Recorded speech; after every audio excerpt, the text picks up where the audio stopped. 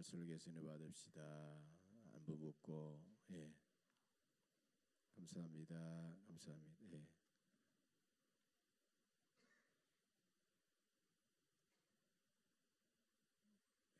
우리 이필중 집사님도 새로 오셨습니다. 이필중 집사님 미국에서 오랫동안 계시다고 오셨고 너무 감사합니다.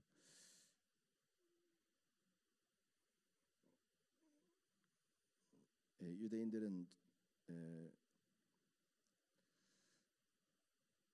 멸망을 하고 전 세계에 흩어져 살게 되는데, 전 세계에 흩어져 사는 수천만 명의 유대인들이 6월절이 되면 서로 다른 지역에 살더라도 부르는 찬송이 있습니다. 그 찬송은 바로 아니마임이라는 찬송입니다. 아니마임은 히브리 말로 나는 믿노라, 나는 믿는다 이런 뜻이죠. 유대인들은 이 아니마임 찬송을 부르면서 너무너무 숙연해지는 거예요. 엄숙해지고. 그것은 유대인들이 제2차 세계대전에서 나치 독일에 의해서 600만 명이 학살을 당할 때 죽음의 수용소, 죽음의 가스 수용소에서 늘 불렀던 노래이기 때문입니다. 그냥 어제 보던 사람 오늘 안 보이면 끌려가서 죽은 거예요. 하루하루를 참 절박한 그런 상황 속에서 그들은 두려움 속에서 살아갔던 것입니다. 이 노래의 가사는 이렇습니다. 나는 믿노라. 나의 메시아가 반드시 찾아와서 나를 도우신다는 사실을. 그런데 그 메시아는 때때로 너무 늦게 오신다네. 메시아가 늦게 오더라도 끝까지 메시아를 기다리는 것만이 자신들의 소망이고 생을 버티는 힘이다. 그래서 이 노래를 묵묵히 계속 불렀던 것입니다. 2차 세계대전 당시 그 유대인 수용소에서는 한 유대인 의사가 있었습니다. 그 의사는 가족과 헤어지고 가족을 만날지 이대로 죽을지 참 절박하고 암담한 그런 상황 속에서도 그는 꿈과 희망을 버리지 않고 믿음을 버리지 않고 묵묵히 아니마임 찬송을 부르게 됩니다. 근데 이 사람은 매일 아침에 나가면서 유리 조각을 지어가지고 면도기가 없으니까 다른 사람들은 언제 죽을지 모르니까 그냥 털쑥 해가지고 그냥 눈도 그냥 초점도 흐려지고 거의 이제 죽기 직전이죠. 다 그런 상황 속에서도 이 양반은 꿈과 희망이 있기 때문에 유리 조각으로 이렇게 면도를 하는 거예요. 수염을 다 깎아내고, 그리고 그는 굳건한 믿음을 가지고 살아가는 거예요. 수용소에 군인들이 와가지고 이제 사람들을 데리고 가면 가스실로 데려가서 죽는 거야 다. 근데 사람들 이렇게 쳐다보고 데리고 가는데 이 의사가 눈이 초롱초롱하고 다 면도된 그런 정갈한 얼굴로 쫙 보라보면 그 군인들이 감히 그 의사를 데려가지를 못하는 거예요. 하루를 넘기고 하루를 넘기고 하루를 넘겨가지고 마침내 독일이 패전하고 연합군이 승리를 해가지고 이 의사는 수용소에서 나올 수 있었고 가족까지 만나게 되었습니다. 수용소에서 불렀던 이 아니마임이라는 찬송을 이 의사는 이렇게 고쳐서 불렀습니다. 나는 믿노라. 나의 메시아가 반드시 찾아와서 나를 도우신다는 사실을. 그런데 사람들은 너무 빨리 믿음을 포기한다네. 너무 빨리 믿음을 포기한다네. 여러분, 우리는 어떤 상황에서도 그 하루하루의 생을 기약할 수 없는 절박한 상황 속에서도 희망을 잃지 않고 내일을 바라보며 믿음으로 하나님을 바라봤던 이 의사가 가졌던 이 믿음을 우리는 간직하면서 우리는 인내와 소망으로 살아야 될 줄로 믿습니다. 우리가 누리는 구원은 우리가 구원하면 한 가지 같은데 시점으로 봐가지고 시제로 봐가지고 세 가지 차원이 있습니다. 먼저 과거의 죄와 죽음으로부터 내가 벗어나서 해방되는 구원이에요. 과거의 죄와 죽음의 세력으로부터 내가 벗어나는 거예요. 이게 구원입니다. 이스라엘 백성이 애굽의 종살이에서 벗어나서 해방되었듯이 우리도 이 과거의 죄와 죽음에서 해방되어서 무한한 자유를 누리는 구원, 이게 과거로부터의 구원이에요. 두 번째로는 지금 누리고 있는 현재적인 구원이에요. 지금 누리고 있는 현재적인 구원. 이스라엘 백성들이 애굽에서 나온 다음에 홍해를 건너가지고 광야를 갔잖아요. 광야에서 엄청난 어려움이 있었어요. 부족함과 모자람과 원수들의 공격과 많은 어려움이 있었어요. 그 어려울 때마다 하나님께서 그들에게 내려주시고 인도하시고 대신 싸워주시고 이래가지고 광야에 40년 동안 그들은 조금도 부족함이 없이 하나님의 은혜로 삶을 누렸어요. 이게 바로 현재적인 구원입니다. 여러분, 이런 현재적인 구원을 누리는 사람은 구원받은 인생관과 가치관과 세계관을 가지고 하나님과 함께 동행하며 승리하며 살아갑니다. 세 번째로 장차 누리는 종말론적인 구원입니다. 오늘도 시작할 때 하나님의 나팔소리 천지진동할 때 주님이 이 땅의 마지막 날에 다시 재림하시는 때를 우리는 기다리며 노래하죠. 이스라엘 백성들이 광야에 머물러 있지는 않습니다. 그리고 마지막에는 결국 요단강을 건너서 가나안 땅에 들어가서 7 부족을 다 몰아내고 그곳에서 영원한 안식을 누리는 거예요. 이것처럼 우리도 마지막에는 이 땅에 우리의 삶을 아름답게 잘 마무리하면 이제 육신의 죽음을 넘어 천국에 들어가서 앞서간 성도들과 함께 주님과 함께 누리는 그 구원을 누리게 된다는 거죠. 바로 이 세 가지 구원의 차원이 우리에게 있다는 겁니다. 사도 바울은 오늘 본문 23절에서 이렇게 말합니다. 피조물이 다 이제까지 함께 탄식하며 함께 고통을 겪고 있다. 이 세상 속에서 많은 피조물들이 함께 탄식하면서 고통을 겪고 있는데 모순과 부조리와 사탄의 세력이 기승을 부리는 이 세상에서 피조물들은 허무한 데 굴복해 버리지만 허무한 데 굴복하는 것은 하나님의 뜻이 아니다. 이렇게 말하고 있어요. 그래서 허무한 데 굴복하지 아니하고 하나님의 자녀, 하나님의 영광의 자유에 이르게 하는 것이 바로 우리가 현재 누리는 구원이다라는 거예요. 하나님의 영광의 자유에 누리는 삶, 그걸 말하고 있는 거예요. 이처럼 과거의 죄에서 구원받은 사람은 장차 누리는 종말론적인 구원을 우리가 멀리서 바라보면서 하나님을 믿고 소망 중에 기쁨으로 현재적인 구원을 누리는 사람이 바로 그리스도인이다. 그래서 바울은 21절에서 하나님의 자녀들의 영광의 자유에 이르는 것, 이렇게 그 구원을 표현하고 있어요. 여러분, 그런 소망으로 살았던 순교자들은 죽음 바로 앞에서도 이제 몇 분 후에 죽음을 앞두고 있는 그런 상황 속에서도 약해지거나 비굴해지거나 누구를 원망하거나 두려워하거나 절망하지 않았어요. 그들은 당당하게 그 순교를 받아들이며 순교 이후에 다가올 영광과 자유와 영원한 생명을 누리면서 천사의 얼굴로 자신을 박해하는 사람들을 용서하며 기쁨으로 세상을 마무리할 수 있었다는 것입니다. 여러분, 우리는 늘 우리의 구원이 완성되지 않았지만 그 구원이 완성된 자처럼 살아가는 거예요. 오스카 쿨만이라는 유명한 신약학자가 있는데요.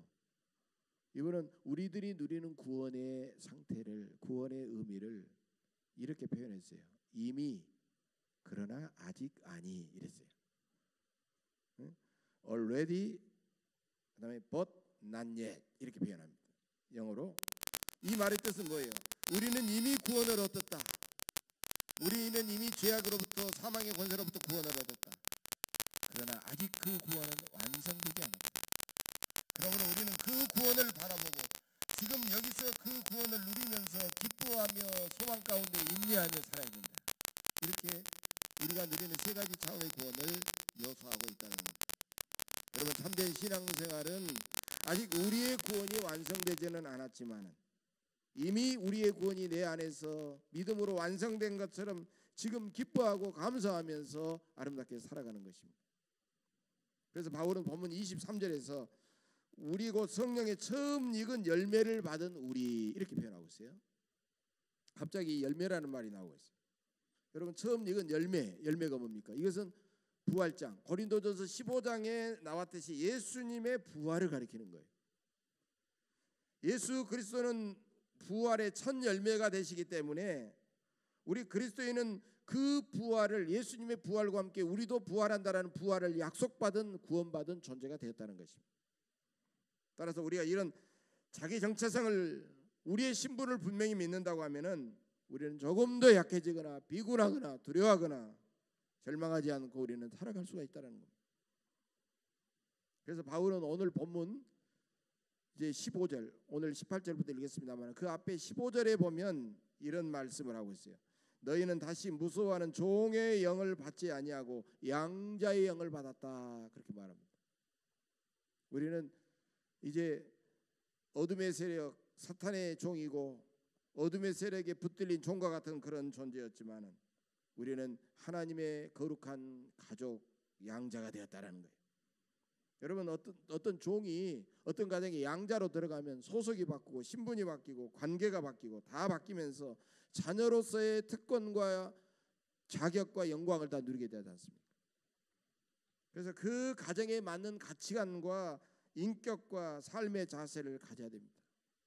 근데 많은 사람들이 그렇게 살아가지 못하죠. 왜? 옛 생활에 젖어 있었고 옛 습관이 남아있기 때문에 그렇게 완전히 변화되지 못하는 거예요.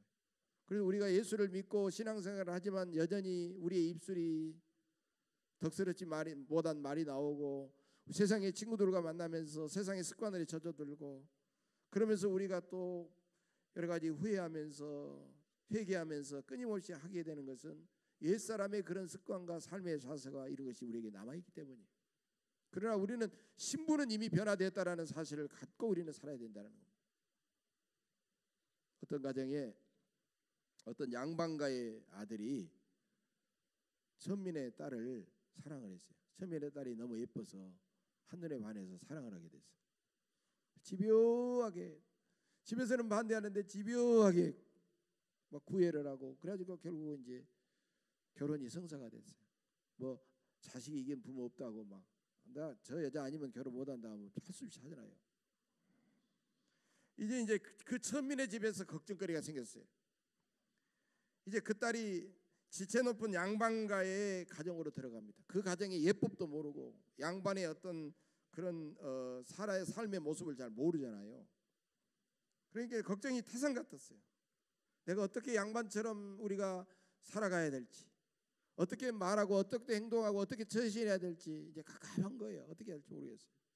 그러니까 엄마한테 엄마 나 저 양반가에 들어가면 나 어떻게 말해야지, 내가 어떻게 음식을 먹어야지, 어떻게 뭐 해야지 하면서 막 걱정이 되는 거예요. 이 어머니가 이러는 거예요. 야 양반이 별것이겠냐. 양반은 그래도 양반이니까 함부로 말하지 않고 공손하게 말하지 않느냐. 공손하게 아주 그렇게 말하지 않겠느냐. 그러니까 너 어지간한 말 뒤에다가는 님자를 붙이거라. 그래서 님자를 붙이라는 거예요. 그러니까 이제 가가지고 말을 할 때 어지간한 말은 다 님자를 붙고 어머님, 아버님, 도련님, 시아버님 하면서 이렇게 시아지머님 하면서 님자를 계속 붙이는 거예요. 그래서 어느 여름날 그 딸이 이제 부엌에서 밥상을 차려가지고 밥상을 들고 이렇게 들어가는데 시아버지가 그 문지방 문턱을 베고 이렇게 누워 계시는 거예요. 비껴져 들어가잖아요. 그러니까 밥상을 들고 주무시고 계시는 시아버지를 향해 이렇게 말했습니다. 아버님, 내 발림이 들어가니 아버님 대가리님 좀 치워주세요. 그렇게 이야기했어요. 물론 뭐 웃으려고 하는 이야기입니다만은 님자를 다 붙여서 되겠느냐라는 거예요. 붙이지 않을 때도 님자를 붙여야 되고 꼭 그런 언어를 그 상황에서 쓸 수 있어야 돼요. 여러분, 천민의 집에서 예법을 모르고 살아온 사람은 그렇게 될 수밖에 없는 거예요. 아무리 가르쳐도 될 수밖에 없는 거예요. 하루아침 바뀌지가 않는 거예요. 그것이 다 익을 때까지는 많은 시간과 수고와 많은 어려움을 겪게 된다라는 거예요. 그 천민의 딸이 여전히 천민가의 딸처럼 그렇게 살아가고 양반의 법도를 익히지 못했다고 할지라도 엄연히 양반가의 자식과 결혼한 그 가정의 며느리임에 틀림이 없다라는 거예요. 우리가 지금은 분명히 구원받은 하나님의 아들이요 딸인 줄로 믿습니다. 우리가 본래는 마귀의 자녀요 어둠과 진노의 종이었지만 하나님의 자녀요 빛의 자녀가 되었습니다. 그렇지만 우리가 하나님의 자녀다운 가치관과 인생관과 체질과 습관으로 변화하려고 하면 많은 시간과 수고와 고통과 부끄러움도 겪을 수밖에 없다는 것입니다. 그렇기 때문에 하나님께서 우리에게 쓰시는 방법은 고난의 학교에 입학시키는 겁니다. 우리 자녀들이 막 속을 썩에다가 군대 갔다 오면 막 철이 들어오잖아요. 군대 갔다 오면 철이 들어있어요. 저희 조카도요 조금 그런 조카 하나가 있었는데요. 나중에 이 녀석이 딱 갔다 오더니요 자기 여동생이 이제 좀 무슨 일 하니까 막 그러면서 얘가 왜 그런지 모르겠다고 걱정을 하는 게 속으로 얼마나 웃음이 있는지. 고난을 겪고 고난의 학교에 들어가서 훈련을 받고 배우고 그렇게 하다 보면 자신이 바뀌어지게 돼 있다는 거예요. 이스라엘 백성도 애굽에서 해방되자마자 곧바로 가나안 땅에 들이지 않았어요. 광야라는 고난의 학교에 입학시켜 가지고 철저히 훈련하신 다음에 이 정도 됐다 하고 가나안 땅으로 들이신 거예요. 그들이 광야의 고난과 훈련을 견디지 못하면 가나안 땅에 다 들여놨어도 가나안 원주민처럼 그저 하나님을 떠나고 우상을 숭배하고 그저 다 멸망하고 말았을 겁니다. 그러므로 하나님은 광야에서 불신앙과 불순종과 불평 불만을 일삼는 그런 백성들을 철저하게 다 제거하셨어요. 다 죽게 하시고 다 제거하셨어요. 그리고 여호수아와 갈렙을 필두로 하나님만 믿고 하나님께만 순종했던 출애굽 제 다음 세대 2세대들만 다 가나안 땅으로 들이셨다는 거예요. 고난의 학교에 들어간다고 무조건 다 하나님이 기뻐하는 그런 믿음의 수준, 그런 인격을 갖춘 사람이 되지는 않은 거예요. 고난의 학교에서도 1학년부터 4학년까지 수준이 있어요. 한번 1학년부터 4학년까지 수준을 여러분들이 한번 들으면서 나는 몇 학년 수준인가를 한번 체크해 보시길 바랍니다. 1학년 수준은요, 고난을 당하면 도망가려고 하는 거예요. 회피하는 거예요. 그래서 그 고난을 견디지 못하고 불평하고 원망하다가 그저 완전히 좌절하고 스스로 그냥 도태되는 그런 상황이에요. 이 고난의 학교예요. 1학년 수준. 2학년 수준은 고난의 의미를 몰라요. 고난의 의미를 모르는데 나도 체면이 있지. 다른 사람을 보니까 뭔가 있겠지 하고 막 참아내는 거예요. 견뎌내는 거예요. 나도 견뎌내야지 하면서 고난의 의미는 모르지만 자기도 그냥 무작정 그냥 무식하게 막 견뎌내는 거예요. 견뎌내는 거예요. 그다음에 3학년은 장래의 약속을 믿는 소망이 있기 때문에 장래에는 하나님이 이루실 소망이 있다 생각하고 그것을 막연하게 기대하면서 묵묵히 꿋꿋이 참아내는 수준이에요. 그럼 최고의 4학년 수준은 어떤 수준이냐? 4학년 수준은 지금 내가 겪고 있는 이 고난은 오히려 나에게 필요한 고난이다. 이 고난은 나에게 필요한 고난이다. 이 고난의 의미를 새롭게 나에게 해석하면서 기쁨과 소망 중에 고난을 잘 견뎌내는 거예요. 여러분의 믿음은 과연 몇 학년 수준의 믿음인지 이 시간 나 자신을 한번 돌아봐야 됩니다. 여러분 사도 바울을 보더라도요, 육체에 고질병이 있었죠. 그것을 육체의 가시라고도 했고 사탄의 사자라는 말도 쓰고 있습니다. 여러분 질병을 가지고 고통스러워서 낫고 싶지 않은 사람이 누가 있겠어요? 바울도 인간인데. 그래서 하나님 앞에 막 기도를 했습니다. 하나님 제가 건강 주시면, 이렇게 기도했겠죠. 내가 병에 걸렸어도 이렇게 전도를 하고 교회를 세우는데 건강 주시면 더 막 빨리 뛰어다니면서 건강한 몸으로 더 많은 사람에게 복음을 전하고 더 많은 교회를 세우지 않겠습니까? 그러면 하나님 당신에게 유익이 되지 않겠습니까? 이런 기도도 드리지 않겠어요? 타협과 같은 기도? 타협하는 그런 기도를 드렸겠죠. 그래서 육체의 가시를 떠나게 해달라고 바울은 3번이나 기도했다 그랬어요. 3번. 우리 한국말로 상 3번 아니에요? 기도할 만큼 기도한 거예요.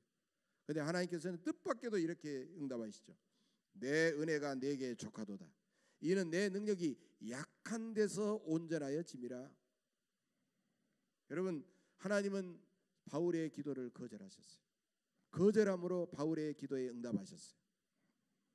그리고는 바울은 이 하나님의 거절하는 것을 가만히 생각하고 기도하다가 놀라운 것을 깨달았습니다. 내 육체의 가시는 교만하고 쉽게 나태한 나 자신에게 하나님이 주시는 이게 은혜의 안전장치구나. 사명의 어떻게 보면 멍해구나. 이걸 깨달았던 거예요. 그래서 바울은 자신의 이 고질병마저도 나에게 필요한 것이구나 생각하고 하나님 감사합니다고 받아들였던 거예요. 그래서 바울은 고난의 학교에서 최고 4학년 최우등생이었다는 것입니다. 데이비스 프라이어라는 기독교 시인이 있는데요. 이분은 이런 시를 썼습니다. 데이비스 프라이어. 병들지 않으면 드리지 못할 기도가 있다. 병들지 않으면 부르지 못할 찬송이 있다. 병들지 않으면 믿지 못할 기적이 있다. 병들지 않으면 듣지 못할 말씀이 있다. 병들지 않으면 가까이 하지 못할 성경이 있다. 병들지 않으면 우러러보지 못할 영안이 있다. 오, 병들지 않으면 나는 인간도 될 수 없다. 여러분, 건강할 때 드리는 기도가 있고 병들어서 고통 가운데 하나님 앞에 드리는 진실되고 겸손한 기도가 있어요. 어떤 기도는요, 정말 그 사람이 병들지 않으면 드릴 수 없는 기도예요. 그러나 하나님의 마음과 이웃에게 감동을 주고 나 자신도 무한한 기쁨을 누릴 수 있는 대단히 진실하고 뜨겁고 수준 높은 기도다라는 거예요.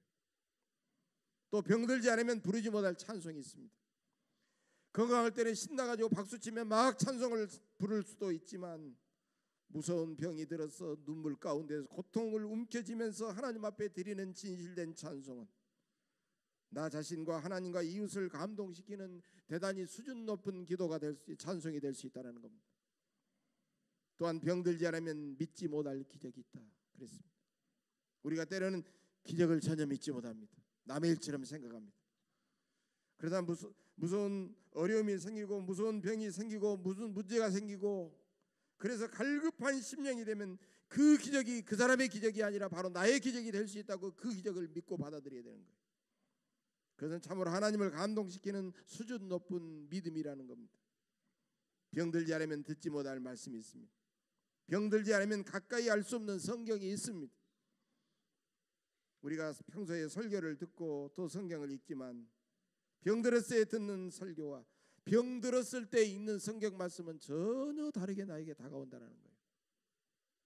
어떤 경우에 제가 병원에 신방 가면 이렇게 침대에 보면 이렇게 올려가지고 하는 탁자 같은 게 있잖아요. 그럼 거기서는 이제 밥이 나오면 밥을 놓고 먹기도 하고, 어떤 경우는 어떤 교우들은요 성경을 펴놓고 읽는 경우가 있어요. 아이고 집사님 하고 들어가면, 그럼 어떤 데는 성경을 읽으면서 눈이 파래가지고 눈물도 나고 이렇게 닦는 사람도 있어요. 너무 제가 그 모습을 보면 은혜가 되고 감동이 되는 거예요. 그러면 뭐 하나님의 능력을 막 끌어와서라도 그 사람의 병을 막 고쳐주고 싶은 그런 열정이 나와가지고 막 뜨겁게 기도해 주는 거예요. 얼마나 병원 신방을 하면 그분에게도 은혜가 되고 저도 은혜가 되는지 몰라요. 여러분, 병들어서 입원해가지고 성경을 읽을 때 그 성경 말씀이 얼마나 위로가 되고 힘이 되고 소망이 되겠습니까? 병들지 않으면 우러러보지 못하는 영안이 있습니다. 병들지 않으면 우리는 진실한 인간이 될 수가 없습니다. 여러분, 우리가 병들고 육체가 고달프고 어려움 당하다고 불편해하고 때로는 하나님을 원망하지만 내가 그 질병을 통해서 더 낮아지고 하나님의 은혜에 감사하면서 이 신앙 고백이 여러분의 진실한 신앙 고백이 되시기를 간절히 바랍니다. 장로교를 세웠던 장로교의 창시자 요한 칼빈. 요한 칼빈은요 하나님의 영광을 위해서만 살았던 분입니다. 심지어는 내가 죽거든 내 무덤의 위치도 사람들에게 알지 말아라 그랬어요. 그렇게도 자신이 하나님 앞에 낮아지기를 원했고 하나님 대신 자신의 이름이 드러나기를 원하지 않았던 참으로 겸손하고 하나님의 오직 하나님의 영광만을 위해서 살았던 사람이었어요.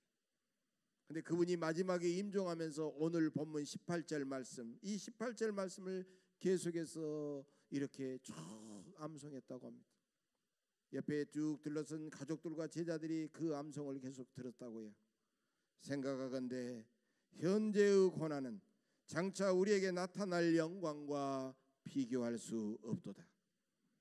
하나님의 충실한 종 칼빈은 임종하면서 지금 당장 겪는 고통과 두려움이나 불안보다는 비교할 수 없는 하늘의 영광을 그는 바라보고 있었던 것입니다. 칼빈은 이 말씀을 마침내 27번을 암송한 다음에 큰 소망과 기쁨 속에 평안히 천국에 들어갔다는 것입니다. 우리는 지금 당장 겪고 있는 고통과 불안과 두려움 속에서도 기쁨과 소망과 인내로서 지금 현재적 구원을 우리는 누려야 됩니다. 그러다가 세상을 떠나면서 우리는 우리 눈앞에 펼쳐진 영광스러운 천국을 환하게 바라볼 수 있어야 됩니다. 바울도 디모데후서 4장 7절 이하에서 이렇게 고백했습니다. 나는 선한 싸움을 싸우고 나의 달려갈 길을 마치고 믿음을 지켰으니 이제 우로는 나를 위하여 의의 면류관이 예비되었으므로 주 곧 의로우신 제파장이 그날에 내게 주실 것이니 내게만 아니라 주의 나타나심을 사모하는 모든 자에게도니라. 바로 이런 믿음과 소망과 인내로서 구원을 누리며 살아가시기를 간절히 바랍니다. 우리의 주변 상황이 너무너무 혼란스럽고 어렵습니다. 나라와 민족의 장래도 확실하지 않습니다. 정치도 혼란스럽습니다. 경제도 나아질 기미를 보이지 않고 있습니다. 사회도 어지럽습니다. 그런데 여러분, 동이 터오는 새벽 미명에 가장 칠흑 같은 어두움이 깔려 있다는 사실을 우리는 알아야 됩니다. 우리의 삶의 어두운 상황이 이대로 계속 나가지는 않을 것입니다. 우리의 모든 상황이 어렵고 힘들고 칠흑 같고 끊임없이 변하지만 우리는 영원히 변하지 않으신 하나님만 바라보고 우리는 믿음의 손으로 그분의 놀라운 옷자락을 붙들고 우리는 살아야 될 줄로 믿습니다. 1930년대 초반 미국은 심각한 경제 공황을 겪었습니다. 그 당시 클레어린스라는 목사님이 공장 밀집 지역에 있는 한 흑인 교회의 초청을 받아가지고 그 교회를 방문하게 되었습니다. 그 교회 교인들은 60% 이상이 이미 실업자가 되어 있었고 대부분 최하층 빈민들이었는데 그들 가운데 수많은 사람들이 여전히 나와서 춤을 추면서 찬송하면서 막 하나님을 찬양하는 모습이 굉장했습니다. 도저히 이런 예배를 드릴 수가 있다니 깜짝 놀랐습니다. 그래서 막 기쁨과 감사와 찬양이 넘치는 찬송을 부르고 막 완전히 막 몇 시간을 예배하는 그들 가운데 설교를 하면서 여러분은 지금 경제 대공황입니다. 도무지 희망이 보이지 않습니다.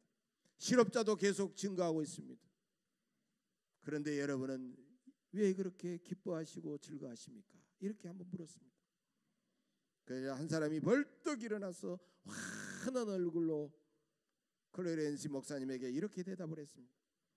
우리는 우리가 지금 현재 누리고 있고 가진 것 때문에 하나님을 찬양하는 것이 아니라 우리를 구원하신 예수 그리스도를 향하여 우리는 찬양하고 있습니다. 예수 그리스도께서 여전히 우리 곁에 계신다는 사실은 최고의 기쁨이요 희망이요 우리의 즐거움입니다라고 그들은 여전히 또 하나님 앞에 찬양했던 것입니다. 사랑하는 교회 여러분, 예수 그리스도는 어제나 오늘이나 영원토록 동일하십니다.